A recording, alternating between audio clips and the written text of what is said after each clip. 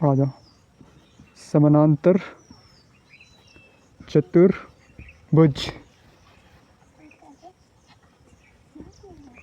चतुर्भुज बताओ इसका फिगर कैसे बनेगा? फिगर इसका कैसे बनेगा? मतलब खींच दो, हाँ कोना कोनी खींच लो। ये तुम्हारा वर्ग, वर्ग हूँ कहता ना आयत। आयत, आयत इसको या फिर इसको खींच दो तो हमारा बनेगा तिरछा तिरछी ऐसे।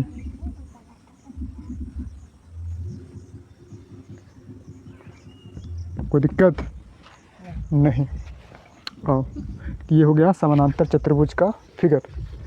हाँ ये इसको ए मानो, इसको बी, सी और इसको डी। मान लो ये 10 है तो ये भी कितना 20 होगा। हाँ ये भी 10, ये भी तो 10 ये भी। खाली सिर्फ आयत को क्या किया गया, ये कोना को खींचा गया, ये वाला कोना को खींच दिया गया। लेकिन तो उतना ही होगा जितना कि इसका होगा उतना ही इसका होगा। समझो, देखो समानांतर चतुर्भुज आयत को दो कोनों को खींचने पर बनता है, ठीक है। ए बी और सी डी, ये दोनों भुजा क्या होगा, बराबर होगा। बराबर तो होगा ही होगा, साथ में पैरेलल होगा, मतलब कि समानांतर होगा। समानांतर कहने का मतलब ये तुम्हारा समानांतर में है, ये समानांतर में है तो बराबर, इस बराबर है नहीं है, यानी ये समानांतर है और ये समानांतर नहीं है। ये बताओ तो है? हाँ, एक लाइन दूसरी लाइन को एक जगह प्रतिच्छेद करेगा, समझो नहीं है। तो कोई ये वाला नहीं है, तो कोई यहाँ से यहाँ तक कुछ डिस्टेंस और है, यहाँ से यहाँ कुछ और है, इसको आगे और खींचेगा तो दोनों प्रतिच्छेद हो गया। प्रतिच्छेद नहीं होना चाहिए, तो समझो। हाँ तो देखो यहाँ पे ये हमारा समानांतर है, तो ए बी समानांतर है सी डी का, या फिर सी डी समानांतर है ए बी का, कोई दिक्कत नहीं। और देखो ए डी और बी सी, ए डी समानांतर है बी सी का, और ये बी है और ये एल है, मतलब एल सेंटीमीटर ये बी सेंटीमीटर, लेंथ ब्रेथ। आ जाओ, ये एंगल और ये एंगल दोनों बराबर होगा। ये मान लो 30 है तो ये भी 30, 40 ये भी, ये 40 ये तो 40।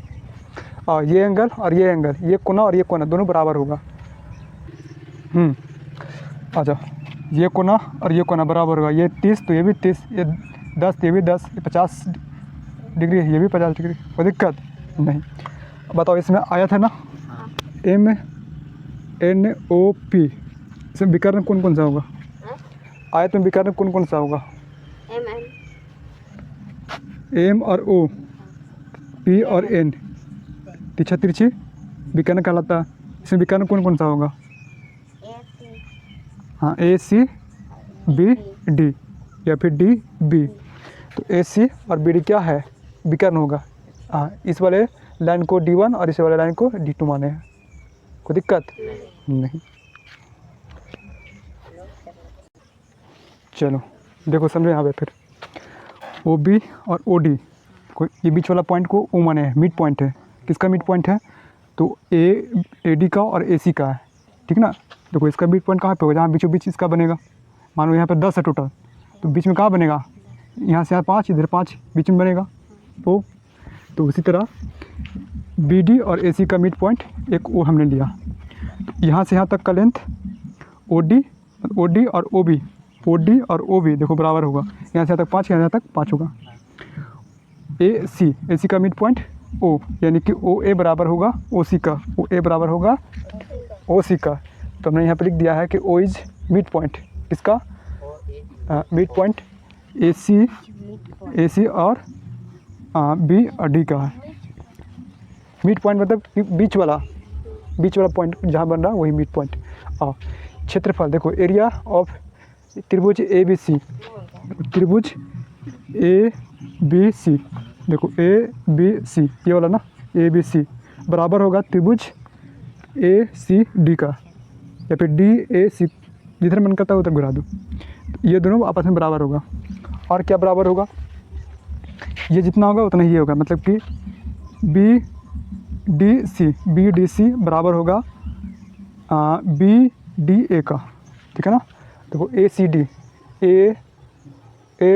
डी बराबर इसका ए सी डी का, और क्या होगा ये बराबर होगा।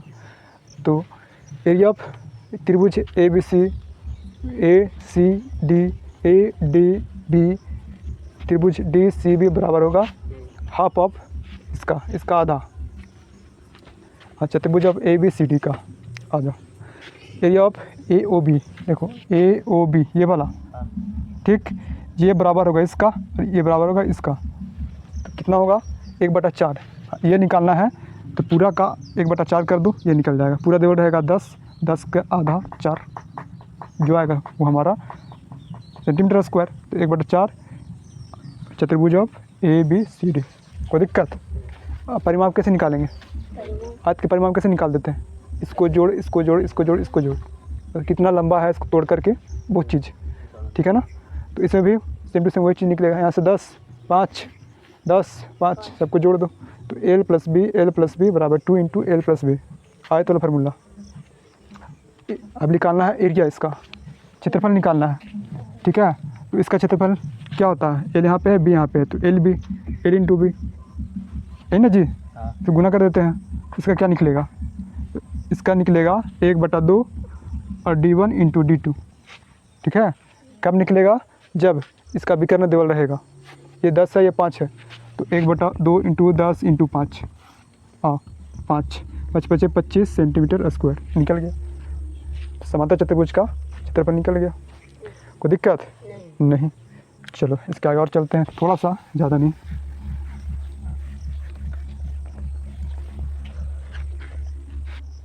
चलो, तो समांतर चतुर्भुज का क्षेत्रफल निकालने के लिए 1/2 d1 इंटू d2, मतलब पहला विकर्ण और दूसरा विकर्ण को गुना कर देंगे और नीचे में आधा लिख देंगे, निकल जाएगा।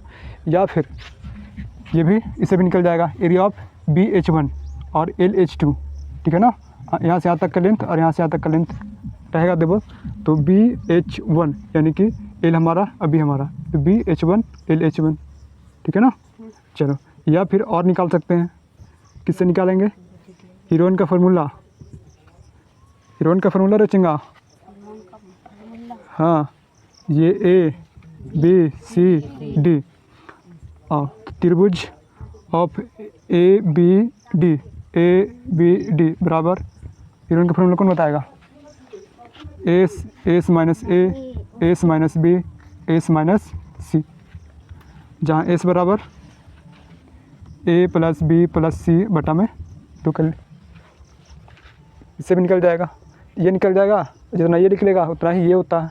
ये 10 सेंटीमीटर स्क्वायर है, तो ये भी 10 सेंटीमीटर स्क्वायर। तो समांतर चतुर्भुज का 3 तरह से निकाल सकते हैं, इससे, इससे और इससे।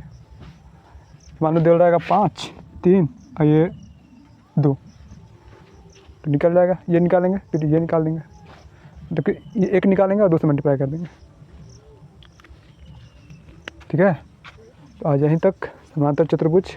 कल पढ़ेंगे सम चतुर्भुज, उसके बाद समलंब चतुर्भुज, खत्म हो जाएगा। उसके बाद देंगे क्वेश्चन, देंगे प्रैक्टिस करने का।